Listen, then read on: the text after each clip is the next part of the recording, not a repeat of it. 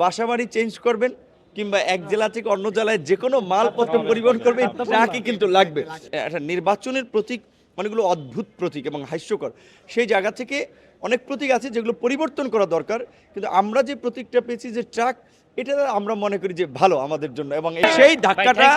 ধাক্কাটা truck দিয়ে গণ অধিকার পরিষদ দেবে।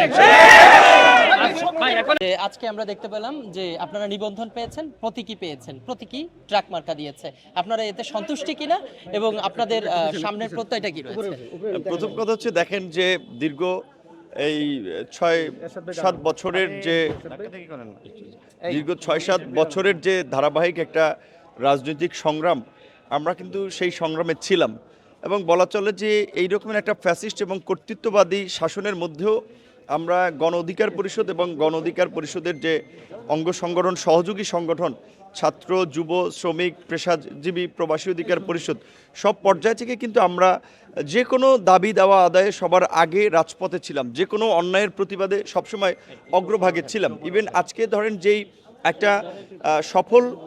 ছাত্র আন্দোলনের মাধ্যমে একটা সফল গণ অভ্যুত্থান হয়েছে, এই গণ অভ্যুত্থানের বীজও কিন্তু আমরা 18 সালে বপন করে দিয়েছিলাম, আপনারা জানেন। এবং আজকে যে রাষ্ট্র সংস্কারের যে দাবি উঠছে, আমরা কিন্তু 2021 সালে আমরা কিন্তু এই রাষ্ট্র সংস্কারের আপনার লক্ষ্যেই কিন্তু গণ অধিকার পরিষদ নামক এই রাজনৈতিক দল ঘোষণা করি, এবং সেখানে যদি আমাদের ঘোষণাপত্র,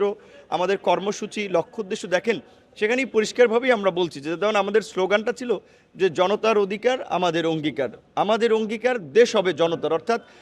জনগণের যে রাষ্ট্র, একটা গণতান্ত্রিক রাষ্ট্র, আমরা রাষ্ট্রের সেই চরিত্র বাংলাদেশের দেখতে পাইনি। রাজনৈতিক দলগুলো যেই যখন ক্ষমতা এসেছে,